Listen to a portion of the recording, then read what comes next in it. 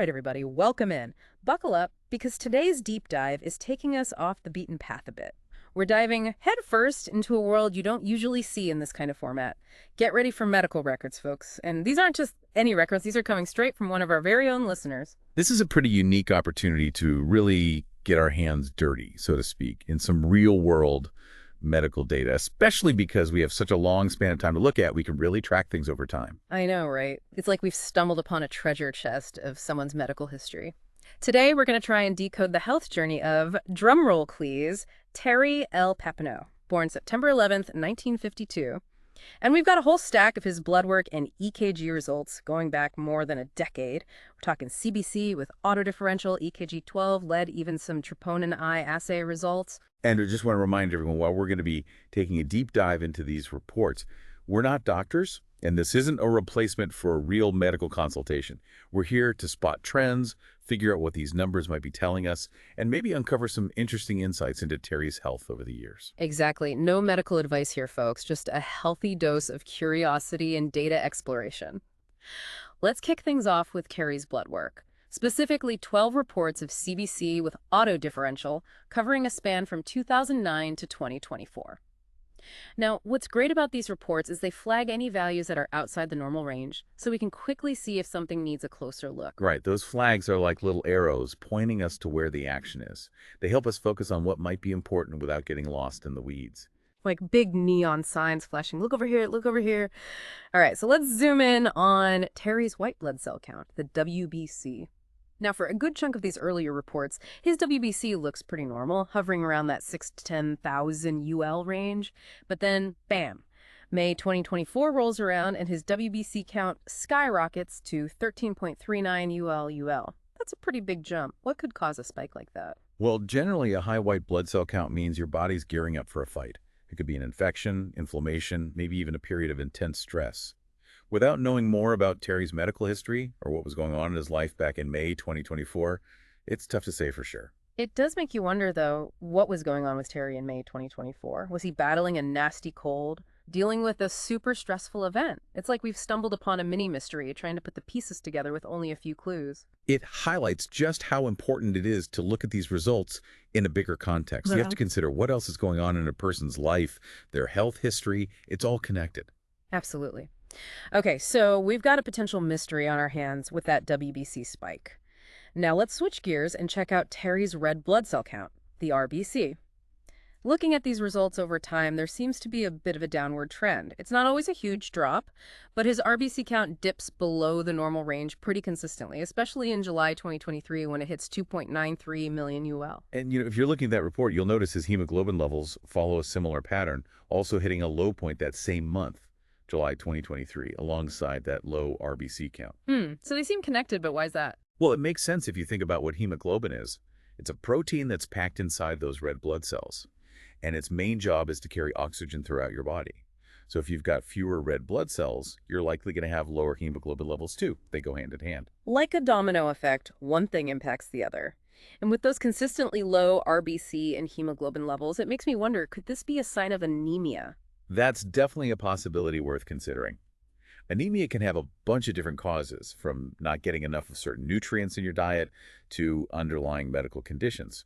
To really nail it down, doctors would want to look at other factors, like Terry's hematocrit levels and even the size and shape of his red blood cells. Speaking of red blood cell size, I'm looking at the MCV, the mean corpuscular volume, and there's a really interesting blip back in July 2015. It jumped up to 97.3 FL, which is quite a bit higher than the normal range, but then it seems like it went back to a normal range in the later reports. What's the story there? You got a sharp eye. A high MCV can be a clue that points to certain types of anemia, often the kind caused by deficiencies in B vitamins like B12 or folate. Of course, without more information, we're just speculating here. It's almost like his red blood cells decided to have a little growth spurt for a bit there and then settled back down. So far, we've uncovered some interesting clues about Terry's health, haven't we? We've got that mysterious WBC spike, those steadily declining RBC and hemoglobin levels, and that head-scratching MCV outlier. It's like piecing together a medical puzzle, one blood test at a time. That's a great way to put it. Each piece of information, no matter how small, could be an important clue in understanding the bigger picture of someone's health. And speaking of clues, why don't we shift gears and see what Terry's EKG results reveal? I think we're in for some more fascinating insights. All right, so we've decoded some clues from Terry's blood work, and now it's time to tune into the rhythm of his heart with his EKG results. What kind of beats are we talking about here? Well, we've got 5 EKG reports for Terry, spanning from 2008 all the way to 2024, giving us a pretty cool glimpse into how his heart's electrical activity has been behaving over the years. It's amazing how these tests can give us a peek inside the heart, right? Looking at these tables, each with its own date and a whole bunch of different measurements, I'm seeing ventricular rate, atrial rate, PR interval, QRS duration. It's a lot to take in. It can seem a little overwhelming at first, but trust me, each of these measurements tells a fascinating story about a specific stage of the heartbeat. For example, let's look at the QRS complex.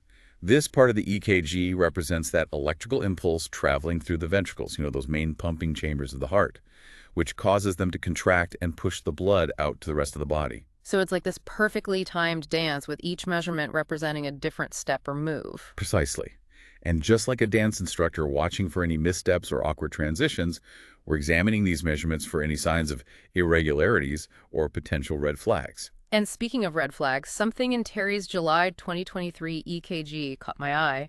His QTC calculation, it shot up to 601 milliseconds, which seems a lot higher than his previous readings. Good catch. You're right to focus on that. That QTC interval, or to be precise, the corrected QT interval, basically tells us how long it takes for the ventricles to contract and then recharge for that next beat.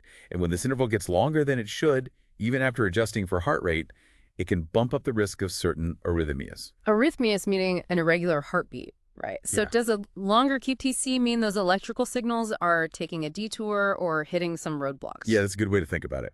Now, a bunch of things can mess with the QT interval, like certain medications, electrolyte imbalances, or even underlying heart conditions. Without more information, it's impossible to know for sure what caused that spike in Terry's QTC back in July 2023. It's like a little warning light blinking on the dashboard, telling us to investigate further. And while we're talking about interesting patterns, Terry's R-axis back in 2021 is definitely worth another look. It swings from a negative 86 degrees in February to a positive 83 degrees in May. That's a pretty dramatic shift, isn't it? It is. The R-axis, which some people call the heart's electrical axis, tells us the general direction of the electrical activity during a heartbeat. So a big shift like that, what does that even mean? Did his heart physically change direction or something? Not quite. Think of it like this. Imagine the heart's electrical activity as a line on a compass.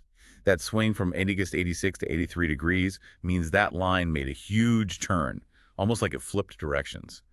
Now, this can be due to a few different things, like changes in how the heart's positioned in the chest, variations in body mass, maybe even as a natural response to exercise. So not necessarily a reason to panic, but definitely something worth noting and digging into a little deeper.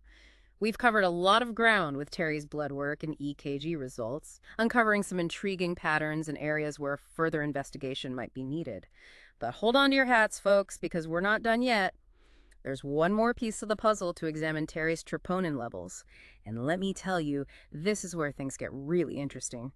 All right, detective hats on, everyone, because it's time to unveil the final piece of Terry's medical mystery, his troponin levels. And this, my friends, is where the plot really thickens. You're not kidding. Troponin is like a whisper from the heart muscle itself, you see. Normally, it hangs out in the bloodstream in very tiny amounts, but when there's any damage to the heart muscle, like during a heart attack, troponin levels can shoot up dramatically. So it's like a silent alarm going off when there might be something serious brewing in the heart.